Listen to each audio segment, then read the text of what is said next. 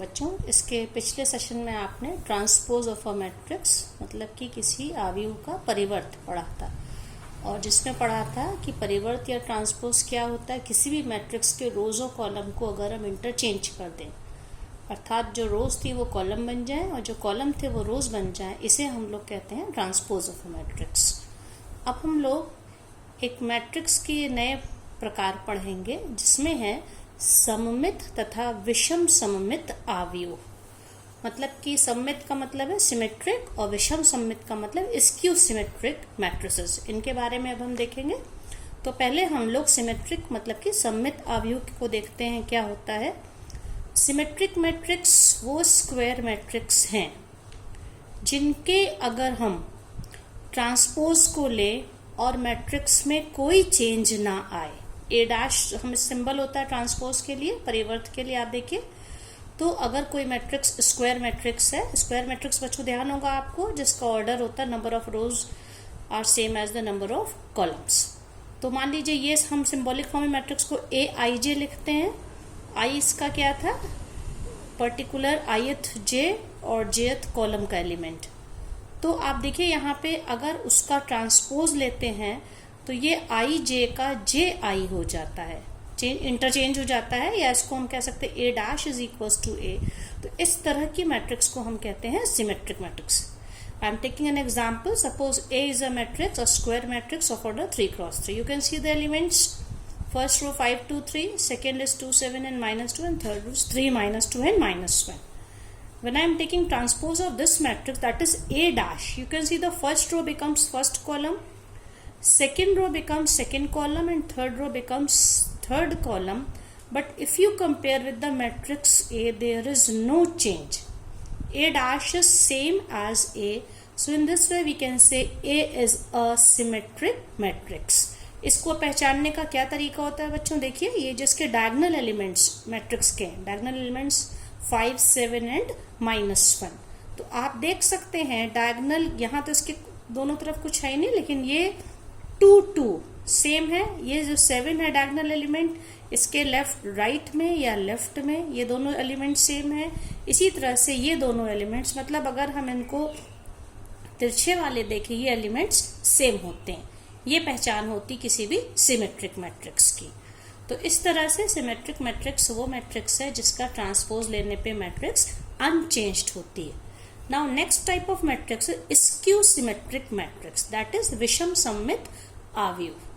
विषम सममित या स्क्यू सिमेट्रिक क्या होता है बच्चों, देखो अगर कोई मैट्रिक्स स्क्वायर मैट्रिक्स हम लोगों ने ली है और उसका ट्रांसपोज लेने पे मैट्रिक्स तो वही मिले, लेकिन उसके अंदर के जो एलिमेंट्स हैं, एंट्रीज हैं, उनके साइन उल्टे हो जाएं, चेंज हो जाएं। जो नेगेटिव है वो पॉजिटिव और पॉजिटिव है नेगेटिव, तो इसको हम कहते हैं स्क्यू सिमेट्रिक या विषम सममित आव्यूह। सिंबॉलिक फॉर्म में कैसे लिखते हैं, A J I is equals to A minus of A I जे।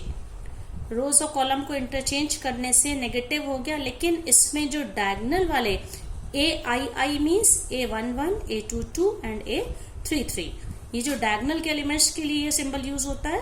तो डायगोनल के एलिमेंट्स लेकिन अगर इसमें 0 होंगे तभी ये स्क्यू सिमेट्रिक मैट्रिक्स होगी। आप देख सकते हैं एग्जाम्पल, एक मैट्रिक्स A है, first row is 0AB and the second row is -A0C and third row is -B -C 0।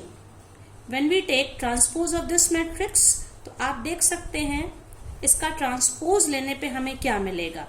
हम इसको यहाँ पे लिख के दिखाते हैं। ट्रांसपोज में क्या होगा, व्हाट विल बी, ये फर्स्ट रो है, it will become first column, that is 0AB।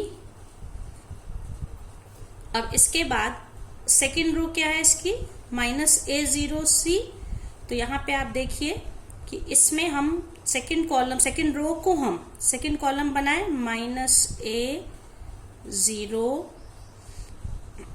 this was first row -A0C, then third row, और इसको हम थर्ड कॉलम से लिखें -B -C 0। अब आप अगर इनको कंपेयर करेंगे तो देखिए मैट्रिक्स के एलिमेंट्स तो वही हैं, लेकिन साइन सबके चेंज, A -A बन गया, B माइनस, डायगोनल एलिमेंट्स के अलावा जितने भी एलिमेंट्स हैं सबके साइन चेंज हो गए। तो अगर हम इनमें नेगेटिव साइन कॉमन माइनस यहाँ लगा दें, मतलब हर एलिमेंट को -1 से मल्टीप्लाई कर दें, तब ये मैट्रिक्स ए के इक्वल हो जाएगी. So we can say here this A dash is equals to minus of A. तो स्क्यू सिमेट्रिक मैट्रिक्स क्या होती है बच्चों, समझ में आएंगे. ऐसी मैट्रिक्स जिसका ट्रांसपोज लेने पे हमें ओरिजिनल मैट्रिक्स तो मिले लेकिन सारे साइन उसके चेंज हो गए, और ये तभी पॉसिबल है जबकि इसके डायगोनल के एलिमेंट्स 0. ये हमको ध्यान रखना है. सिमेट्रिक मैट्रिक्स में ये कंडीशन जरूरी नहीं थी, डायगोनल के कोई भी एलिमेंट्स हो सकते थे, लेकिन स्क्यू सिमेट्रिक में डायगोनल के एलिमेंट्स 0 होंगे. Only then A dash will equal to -a. अब एक प्रॉपर्टी और है बच्चों मैट्रिक्स की, ये देखिए, ये प्रॉपर्टी है for N E square matrix A of real elements, मतलब उसकी सारी एंट्रीज रियल नंबर हो, और अगर हम उसको उस मैट्रिक्स को लें और उसका ट्रांसपोज लें, a plus a dash is a symmetric matrix and a minus a dash is a skew symmetric matrix. I'll explain you with an example. Suppose matrix A, a square matrix of order 2 cross 2. You can see 1, 2, 3, 4. What will be A dash? First row will become first column, second row will become second column. So this is A dash. So what is the property? If we take any square matrix and we take transpose of this matrix and we take the sum of the matrix. Suppose B is equals to A plus A dash. You can see I have written like this. So when we add, what we get? 1 plus 1 is 2, 2 plus 3 is 5, 3 plus 2 is 5, and 4 plus 4 is 8. You can see this is a symmetric matrix, क्योंकि अगर हम B का transpose लेते हैं, what is the first row of B? 2, 5, second row is 5, 8. If I take B dash, suppose I write B dash, what will be B dash? First row will become first column, second row will become second column. You can see there is no change in the matrix, or we can say B is equals to B dash. So we can say, and if A is any square matrix, we take transpose of this matrix, then A plus A dash is also a symmetric matrix. Similarly, when we take difference A minus A dash, we can see we will get a skew symmetric matrix. Again, I am taking the same example. What was A? 1, 2, 3, 4, and so and A dash will be 1, 2 first column, 3, 4 second column. Now see, what is A minus A dash? 1 minus 1 is 0, 2 minus 3 is -1, 3 minus 2 is 1, and 4 minus 4 is 0. This is children C. And you see C dash, if I find transpose of this matrix, what will be C dash? 0 minus 1 first row will become first column, and second row will become second column, that is second row is 1, 0. So you can see C dash, and C dash is same as minus of C, because C was this, minus of C क्या होगा? 0 plus 1 minus 1 0. So for any given matrix it can be expressed, when we take sum of the matrix it will be a symmetric matrix, for example A plus A dash, and when we take difference of these two matrices it will be a skew symmetric matrix. One more property children, that any matrix can be expressed as sum and difference of a skew symmetric matrix and a skew symmetric matrix.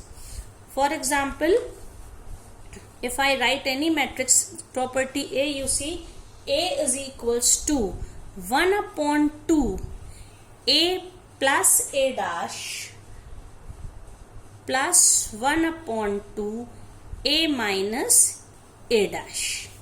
It means any matrix can be expressed as sum of sum means this, you can see this plus sign, sum of, because A plus A dash was a symmetric matrix. Any matrix can be expressed as the sum of a symmetric and a skew symmetric matrix. I am continuing the same example, children. So what was A plus A dash? You can see half of A plus A dash plus half of A minus A dash. I will substitute the values. Half of A plus A dash was matrix B. So what was matrix B? You can see matrix B was 2, 5. First row was 2, 5, 5, 8. And what was A minus A dash? A minus A dash was the matrix C. It was 0. You can see here 0, minus 1, 1 and 0. And when you solve this, you see half of this. So I am writing element, every element will be divided by 2. So 2 upon 2, this 2 upon 2 is 1, 5 by 2, again 5 by 2, and 8 by 2 is how much? 4. Similarly, take second matrix, half of this. So 0 divided by 2, 0, minus 1 by 2, 1 by 2 and 0. And now if you add these two matrices, children, you can see when you add 1 plus 0, it is 0. 5 upon 2 minus 1 upon 2, we have 4 upon 2, that is 2. Again 5 upon 2 plus 1 upon 2, that is 6 upon 2. So it will be 3 and 4 plus 0. 4 plus 0 is 4. Sorry children, 1 plus 0 is 1. It was written by mistake. So you can compare this with original matrix A. So this is matrix A. So any matrix can be expressed as, matrix A can be expressed as sum of a symmetric and a skew symmetric matrix. This is very important property.